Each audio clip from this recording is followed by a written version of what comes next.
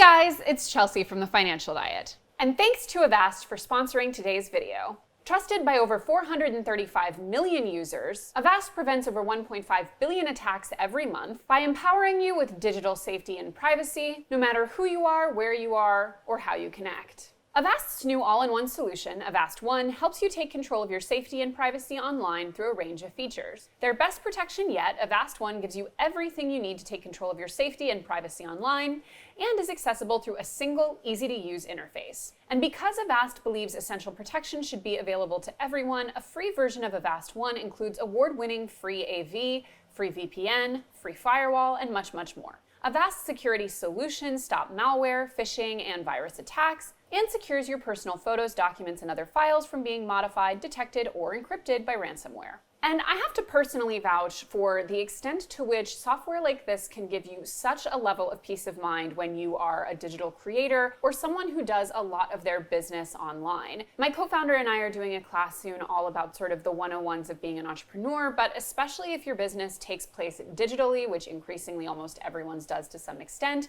having the right protections is super important. So thanks to Avast for supporting TFD. Confidently take control of your online world with Avast One. It helps you stay safe from viruses, phishing attacks, ransomware, hacking attempts, and other cyber crimes. Learn more about Avast One at avast.com. So as you may have heard, many financial experts are predicting that we will be in some kind of recession in the near-ish future. In fact, by the time this airs, we may already be in a declared recession, who can say? And of course, no one can predict the timing of these things, but many experts do seem to be predicting a first half of 2023 type timing. And for many young adults, this may be the first true recession that they're experiencing, or for people of my middle millennial generation, this will be the first one that they're experiencing as their own independent entity, as I was still living at home with my parents in 2008. But the sort of silver lining to this, although it's hard to call it that, is that we've been living in a pretty darn turbulent economy for the past several years, especially due to not just the pandemic, but things like record high inflation, the war in Ukraine, political upheaval, and swiftly rising interest rates. So while the idea of being in a real full-fledged recession can still feel, and is for many, quite scary, it is not, I don't think, going to be the same sensation that it was for many in 2008 of the music suddenly stopping. That music has been going crazy for a while now. And just so we have our terms clear, a recession is broadly defined as a fall in GDP in 2 successive quarters. But what a recession will look like for everyone on an individual level is going to totally vary. But let's get into the most pragmatic way that I think we can approach this as viewers of TFD, which is just the do's and don'ts of preparing for a recession. Do remain calm. So as I said, it is very normal to feel anxious about what may be a coming economic downturn, especially if it is your first time experiencing one. But it's also important to remember that recessions are a very normal part of the economic cycle. If you're old enough to be watching this video, you've probably survived at least one major recession already, even as a child. In fact, there have been 33 recessions in the United States since 1857, and guess what?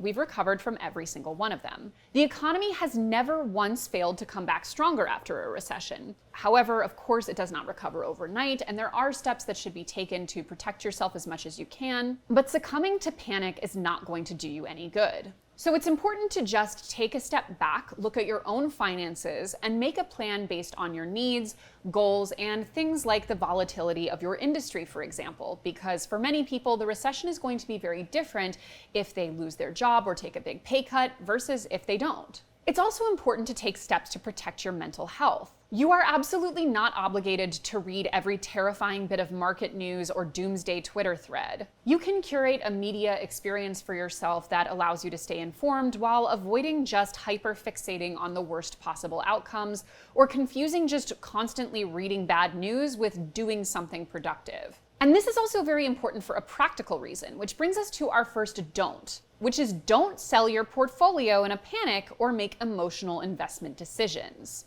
So one of the most dangerous things to do in investing is reacting based on emotions to market fluctuations. As we've discussed many times at TFD, the idea of investing, especially if you're investing for retirement, is investing over the long term. That means decades. And as I mentioned, it is inevitable, basically, that various market fluctuations and recessions and dips in the value of your investments will happen several times over the course of your investment horizon, which means basically how long you're investing. And the worst thing you can do at this time is take out a bunch of money in a panic because you're scared of it decreasing in value further. Because let's remember that even if you're showing a loss of 30% on your portfolio because of a downturn in the market, those losses are only theoretical until you take the money out and do what is called locking in your losses. Staying invested for the longer term and making space for that market recovery is not just a good idea, it is almost literally essential to realizing the average gains over the long term in the market.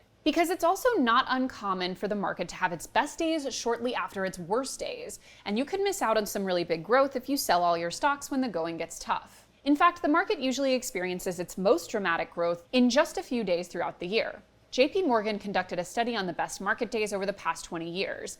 They started with a theoretical scenario in which someone invests $10,000 in the S&P 500 on January 1st, 2002.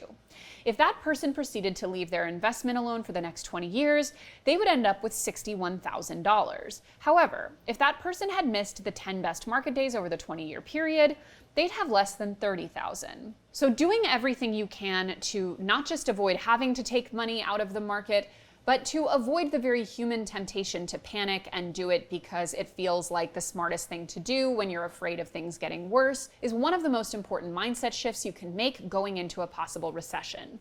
The next do is keep investing. It can be really tempting and sometimes, let's be clear, necessary to stop contributing to investments like retirement during a recession. But this is actually counterintuitive thinking. Now, let me be clear that if you experience a loss of income or, God forbid, your entire job, or are having to make other unexpected payments during a recession, yes, of course, you may not be able to keep contributing to long-term saving and investment the way you had before, and there's no shame in that.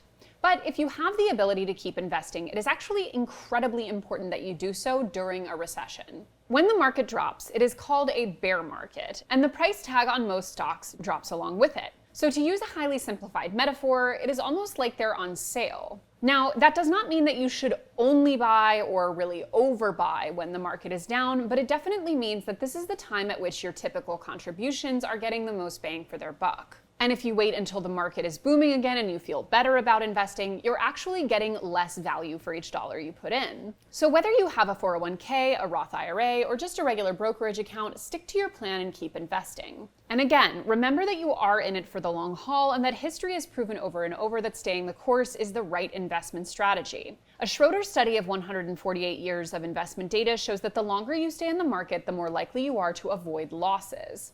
And researchers compared scenarios in which imaginary people invested for different lengths of time and calculated their odds of gaining versus losing money. They started with a 1-month timeline, and they found that if you invested for just a month at any point during the 148-year period they studied, your odds of losing money were 40%. But if you invested for a year, your odds of losing money were around 30%. As they studied longer and longer time horizons, they found that the odds of loss dropped steadily. In fact, if you invested for a 20-year stretch during their study period, the odds of losing money were practically zero. However, while your investment strategy should remain solid and consistent, on the opposite side, you don't want to take on any extra debt or make any big purchases in the lead up to what may be a recession. Now, if you absolutely can't help it, and let's say your car is on its last legs and you absolutely need to get another one, okay, fine. You may not be able to avoid making a large purchase. But in general, now is not a time to be burdening yourself financially any more than you absolutely have to. That's because your risk of losing your job and your financial stability is higher during a recession. According to CNBC, over 20 million jobs were lost around the world during the financial crisis of 2008 and 2009. So you do not want to saddle yourself with any extra monthly payments and then suddenly be unable to pay it. Plus, it's pretty common for recessions and interest rate increases to go hand in hand.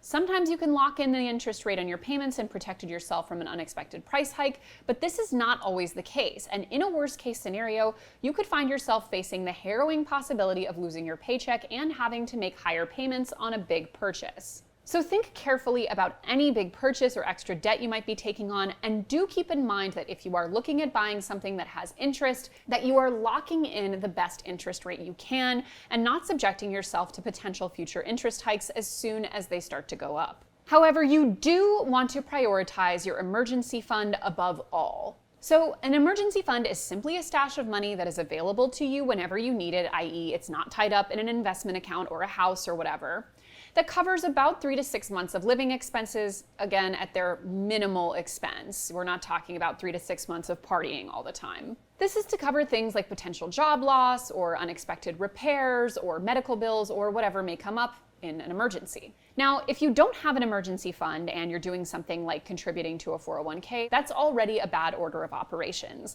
We like to say here that living without an emergency fund is like driving without a seatbelt or riding a bike without a helmet, and it's probably the most dangerous thing you can do. So in general, we prioritize saving for your emergency fund before doing literally anything else except making minimum payments on debts so that you don't go into default. But emergency funds, and more aggressive emergency funds, are extremely important pre-recession. According to the Federal Reserve, over 30% of American families are currently unable to cover an unexpected $400 expense. And it's not that hard to imagine getting a surprise bill for $400. $400 is a fairly modest medical bill. Even just getting new brake pads can add up to $400 or more. And the situation is even scarier when you think about a $1,000 expense, because 56% of Americans couldn't pay that type of bill without having to put it on a credit card, borrow from a friend, or take some other drastic measure. In other words, it really doesn't take much to completely derail a person's finances, and that is doubly true in a tumultuous environment such as a recession. So leading up to a recession, make sure that your emergency fund is in place and available and enough to cover 3 to 6 months of living expenses. If you don't have one, make it an absolute priority to save up at least that first $1,000 before you do basically anything else. However, don't quit your job without a solid backup plan. Now is probably one of the worst times to quit your 9-to-5 if you have one. And I know that's kind of hard to hear because we are just coming off of what has been referred to as the Great Resignation, where American workers set a new record in March of 2022 when over 4.5 million of them resigned in just a single month. And it can be awfully tempting to jump on that bandwagon, but now is not a great time to rage quit your job. Because finding a good job is statistically a lot harder in recessions, when a lot of companies are going on hiring freezes, if not active layoffs. However, if you are looking to make a change, there are some things you can do that are not putting you in unnecessary jeopardy before a recession. First, look into brushing up on some new skills. You can learn just about anything on YouTube, from coding to search engine optimization. Plus, there are resources like the Khan Academy, Udemy, or Skillshare where you can take classes for free or just small fees. Secondly, try to bring on a side gig. Lots of people do extra work outside their day jobs, from taking online surveys for money to selling handmade items to doing freelance work. And your income will vary based on what you do, but average monthly income from a side job in America is almost $500 a month. And you don't have to double your working hours either. Just a few hours every week is all it takes to pad your finances. And third, make sure that your resume is up to date. 11% of workers with college degrees lost their job during the Great Recession, and that number was even higher for workers with a high school diploma. So overly planning for an instance in which you may lose your job or find that you are not earning what you need to be during a recession, making sure that you are in the best possible position to move to a new company during that recession is the best thing you can do. This is also a good time for our regular reminder that most people do realize their largest raises when they change employers. So it also could be a good time to look into what you're being paid compared to the rest of the industry and make sure that you're ready to approach any opportunities that come your way by having the most up-to-date resume, personal website, and things like that. Hell, even talk to a headhunter, why not? Then you do want to pay down debt, especially credit card debt. 45% of American families are currently carrying some kind of credit card debt. And if you're one of them, that is nothing to be ashamed of. But if you're looking for motivation to pay it off more quickly, this is it. It is very common for interest rates to go up during recessions. In fact, the Federal Reserve recently announced the highest interest rate increase in years at 0.75%.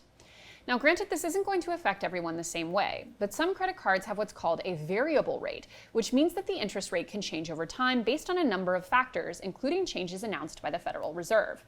If you have a variable rate credit card, for example, your interest rate could be going up. and this can in turn force you to increase your payments and draw out your payoff timeline. The best way to avoid this if you do have one of these cards is to be more aggressive now about paying down as much as you can while the interest rate is still lower. But there are two other things you may want to consider if you are in a position of carrying serious credit card debt heading into a possible recession. One is consider switching to a balance transfer card, which most major banks offer on 0 or very low interest rates for the first year, which gives you some time to wipe out your debt without all your money going toward interest payments. And just so you know, these cards usually do switch to a pretty high interest rate at the 1-year mark, so do the math and make sure you really can pay it off before that happens. But if the timeline works for you, a balance transfer card can be a fantastic option for paying down credit card debt.